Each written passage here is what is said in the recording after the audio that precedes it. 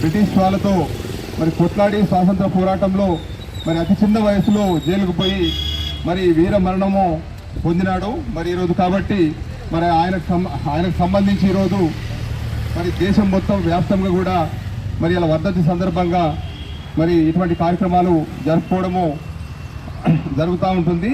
అలాగే తెలంగాణ వ్యాప్తంగా కూడా మరి ఈరోజు అనేక పోరాటాలకు స్వాతంత్రం వచ్చి ఇన్ని సంవత్సరాలైనా ఇలాంటి నాయకులు ఎంతోమంది దేశం కోసం స్వాతంత్రం కోసం ప్రాణాలు అర్పించినా కూడా మరి ఈరోజు కూడా మరి ప్రజలకు స్వాతంత్రం మన దేశంలో లేదు కాబట్టి అనేక రాష్ట్రాలలో అనేక పోరాటాలు జరుగుతూ ఉన్నాయి. కాబట్టి తెలంగాణ రాష్ట్రంలో కూడా ప్రజలకు సంబంధించిన తెలంగాణ రాష్ట్రం కోసం సంబంధించిన ప్రతి పోరాటంలో కూడా నవీపేట యువత ముందుండాలని మరి ఆ పోరాటాల వల్లనే ఏదైనా సాధ్యమవుతుంది మన దేశంలో. కాబట్టి పోరాట పట్టుతత్వం ప్రతి ఒక్కరిలో ఉండాలి. కాబట్టి ముఖ్యంగా యువతకు ఆదర్శంగా నిలిచిన భగత్ సింగ్ను ఆదర్శంగా తీసుకొని మనం ప్రతి విషయంలోనూ ముందుకు వెళ్ళాలని మరి పోరాటాలతో ఏదైనా సాధ్యమవుతుందని తెలంగాణ రాష్ట్రంలో కూడా పోరాటం చేసి సాధించుకున్నాం. కాబట్టి మన తెలంగాణ గడ్డ మీద పోరాట యువతులు భగత్ సింగ్ లాంటి యువత ఇంకా ఆదర్శంగా ముందు ఉండి అనేక పోరాటాలు చేసి ప్రజలకు ఆదర్శంగా నిల్చుంటూ వాళ్ళకు సంబంధించిన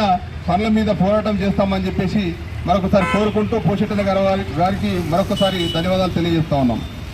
మరి భగత్ సింగ్ గారి యొక్క 195వ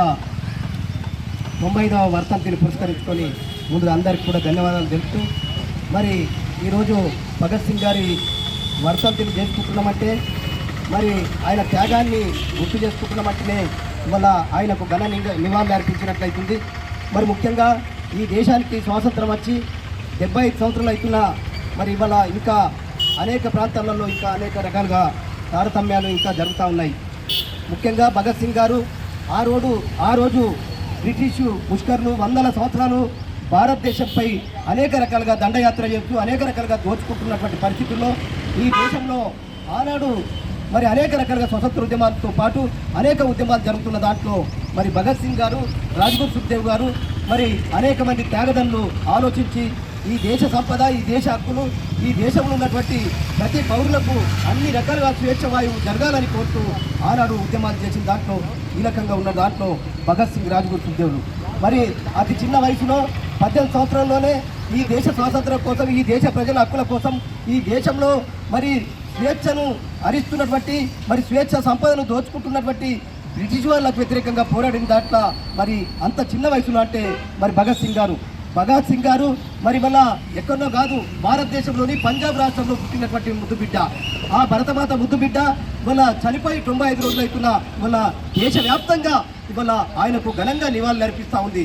ఇవాళ పార్లమెంట్లు కావచ్చు, మరి అసెంబ్లీలు కావచ్చు, మరి అదేవిధంగా ఆయన విషయాలను తెలుసుకున్నటువంటి అనేక మంది యువతరం కానీ మరి అనేక మంది ఆలోచన ఉన్నటువంటి వ్యక్తులు కావచ్చు, మరి అదేవిధంగా అనేక సేవా కార్యక్రమాలు చేస్తున్నటువంటి వాళ్ళు ఇవాళ భగత్ సింగ్ గారికి ఘన నివాళులు అర్పిస్తూ ఉన్నారు. ఇవాళ దేశవ్యాప్తంగా అనేక ప్రాంతాలలో ముఖ్యంగా యువతకు ఆదర్శం కానీ, విద్యార్థులకు ఆదర్శం కానీ ఆయన చరిత్ర తెలుసుకోవాలి, వీళ్ళు ఎందుకు ఇచ్చాయండి అనే దాని మీద అనేక దగ్గర విగ్రహాలతో పాటు ఆయన పేర్ల మీద యువజన సంఘాలు కావచ్చు, మరి ఆయన పేర్ల మీద అనేక సంస్థలు, వ్యక్తులు, శక్తులు అనేక పనిచేస్తూ ఉన్నాయి. అందుకే ఇవాళ భగత్ సింగ్ గారు ఈ దేశ సంపదను మనకందరికి కూడా దక్కాలి, ఈ దేశంలో అవినీతి అక్రమాలు లేనటువంటి ఏరియా ఉన్నటువంటి విషయాల్ని మనకు వ్యతిరేకంగా పోరాడాలని యువతను చైతన్యం చేసిన దాంట్లో మరి భగత్ సింగ్ గారు మరి కీలకంగా పనిచేసిండు. మరి అదేవిధంగా ఇవాళ అనేక రకాలుగా పార్టీలు కానీ ప్రభుత్వాలు కానీ మారుతున్నటువంటి పరిస్థితి. యువత ముఖ్యంగా విద్యార్థులు అనేక మంది త్యాగాలు చేసిన తర్వాతనే ఇలా రాష్ట్రం ఏర్పడింది. ఈ రాష్ట్రంలో అనేక మంది అనేక రకాలుగా సంపదను ఇవాళ ప్రజలకు కావాలని కొట్టాలని దాంట్లో మరి యువత కీలకంగా పనిచేసింది. ఇట్లాంటి వాళ్ళ ప్రేరణతోని మరి అనేక మంది త్యాగదాలతోని రాష్ట్రం ఏర్పడ్డది. అదేవిధంగా ఇవాళ దేశంలోని అనేక రకాలుగా ఇవాళ తారతమ్యాలు జరుగుతున్నటువంటి పరిస్థితిలో ఇవాళ కేంద్రంలో ఉన్నటువంటి పార్టీలు కానీ, రాష్ట్రంలో ఉన్నటువంటి పార్టీలు కానీ ఇవాళ ఎన్నికలప్పుడు ఒక మాట, ఎన్నికల తర్వాత ఒక మాట అనే పరిస్థితి తీసుకొస్తా ఉంది. ఇవాళ ఇప్పటికే చూస్తూ ఉన్నాం, ఇవాళ ఇరాక్లో దాడి జరుగుతున్నటువంటి పరిస్థితి, ఇవాళ ఇరాన్లో దాడి జరుగుతున్నటువంటి పరిస్థితి. మరి ఇవాళ ఈ దాడికి కారణమైనటువంటి కారణాలు ఏంటంటే కేవలం అమెరికా ఇవాళ పెత్తనం కోసమే ఇవాళ జరుగుతున్న దాడి తప్ప ఇంకోటి లేదు. ఎందుకంటే ఈ దాడి కంటే ముందు మరి వెనుజులా అధ్యక్షుడిని తీసుకుపోయి ఇవాళ వాళ్ళ కుటుంబాన్ని బంధించింది. మరి దాని తర్వాత ఈ దాడి, దాని తర్వాత చిన్న చిన్న దేశాలు ఎవరైతే వినకపోతే వాళ్ళ మీద ఖచ్చితంగా దాడి చేస్తామని ఇవాళ అమెరికా అధ్యక్షుడు మరి వాళ్ళ క్లింటన్ మరి వాళ్ళ లాగా ఆయన ఒక ఏదైతే మన షాడిస్టులాగా పనిచేస్తూ ఉన్నాడు. ఎందుకంటే ఈ దేశంతో పాటు ఇవాళ ప్రపంచవ్యాప్తంగా ప్రజలందరూ కూడా స్వేచ్ఛ వాయులుగా మరి ఎవరినైనా ఎన్నుకునే అభిప్రాయం ఉంటుంది, ఎవరినైనా తిరస్కరించే అభిప్రాయం ఉంటుంది. కానీ ఎన్నికల్లో ఓటమి తర్వాత ఇవాళ కక్ష సాధింపులు కానీ ఇవాళ సైకోల లెక్క కానీ లేకపోతే షాడిస్టుల లెక్క పనిచేస్తున్నారంటే కొన్ని దేశాలలో ఇవాళ అదే జరుగుతుంది. దాంట్లో భాగంగానే ఇవాళ ఈ రాష్ట్ర ప్రభుత్వం కూడా ఒక రకంగా అందరినీ ఇబ్బంది పెట్టే పరిస్థితి చేస్తుంది. ఇవాళ కేంద్ర ప్రభుత్వం ఇవాళ సందర్భాన్ని బట్టి ఇవాళ అమెరికాకు సపోర్ట్ చేస్తూ ఉంటే మరి ఇవాళ చిన్న దేశాలలో మరి పెద్ద దేశాలలో ఆయిల్ కంపెనీలు కానీ మిగతాయి చూసుకుంటే ఇవాళ దాడులు జరుగుతున్న పరిస్థితుల్లో ఇవాళ మన భారతదేశం పైన అనేక రకాల ప్రభావం పడుతూ ఉంది.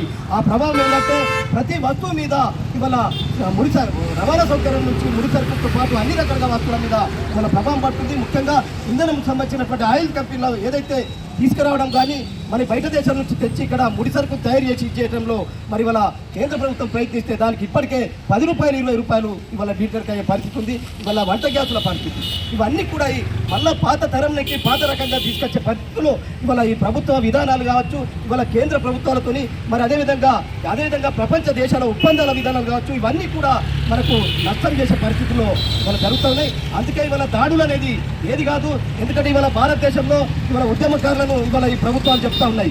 ఇలా ఉద్యమిస్తే మరి జైల్లో పెడతా ఉంది, వాళ్ళ మాట్లాడితే జైల్లో పెడతా ఉంది, మాట్లాడితే మనిషిని లేకుండా చేస్తూ ఉంది. మరి వాళ్ళ యుద్ధాలకు ఎందుకు ప్రోత్సహిస్తూ ఉన్నారు, ఒకళ్ళకు మరి వాళ్ళ శాంతి కోసం మరి ప్రయత్నం ఎందుకు చేస్తున్నారు అనేది కూడా మనం ప్రశ్నించాల్సిన అవసరం ఉంది. ముఖ్యంగా యువతందరూ కూడా మంచి ఆలోచనలతోని మంచి విషయాల కోసం ప్రాధాన్యత ఇస్తూ వాళ్ళ సమస్యల పరిష్కారం కొరకు పోరాడాలని, మరి అదేవిధంగా ఎక్కడైతే అవినీతి అక్రమాలు జరుగుతాయో, ఎక్కడైతే మరి అనేక రకాలుగా ఇవాళ విభజించి పాలించి జరుగుతాయో దానికి అందరికీ కూడా సమాన హక్కులు, సమాన హోదా, మరి సమాన విషయాలు కావాలని కొట్లాడటానికి మనం అందరం కూడా ఆలోచనతో ముందుకు రావాలి. ముఖ్యంగా భగత్ సింగ్ గారు ఈ దేశ స్వాతంత్రం కోసం ఇవాళ కుటుంబాన్ని త్యాగం చేసిండు. ఇవాళ కుటుంబమే ఇవాళ ఒక మనిషి కొట్లాడుతూ ఉంటే బయటకు పోవడం కొరకు ఆ మనిషి దగ్గరికి పోవాలంటే ఇవాళ అనేక మంది వెనక ముందు చేస్తూ ఉంటారు. మరి ఒక సమస్య జరుగుతుంది, అక్కడ పోయి పరిష్కారం చేద్దామంటే వెనక ముందు చేస్తారు. కానీ అతి చిన్న వయసులో ఈ దేశం కోసం త్యాగాలు చేసినటువంటి వ్యక్తి భగత్ సింగ్ గారు. మరి ఆయన ఆలోచనని, ఆయన ఆదర్శాన్ని, ఆయన భావాన్ని మనం అందరం కూడా పూర్తిగా పాటించకపోయినా కొన్ని విషయాలైనా ప్రజల పక్షాన ఉండి మనం ఆ సమస్యల పరిష్కారం కొరకు మనం ముందుండాలని చెప్తూ మనం అందరం కూడా ఇక్కడ ఉన్నటువంటి వాళ్ళందరం కూడా వివిధ రాజకీయ పార్టీలో ఉన్నాం. మన రాజకీయాలలో కూడా మార్పు చేర్పులు తీసుకురావడం కొరకు మనం అందరం కూడా ప్రయత్నం చేయాలి. ముఖ్యంగా ఈ రాష్ట్ర ప్రభుత్వం చెప్పినటువంటి విషయాలన్నింటినీ కూడా ప్రజలకు పక్షాన అనేక విషయాలు చెప్పినటువంటి ప్రభుత్వం పరిష్కార దిశగా ఉండాలని చెప్తూ ఈ అవకాశం ఇచ్చినటువంటి మా అందరికీ కూడా మరొకసారి ధన్యవాదాలు చెప్తూ మరొకసారి రాజ్గురు భగత్ సింగ్ అందరికీ కూడా నివాళులు అర్పిస్తూ ముగిస్తా ఉన్నాను.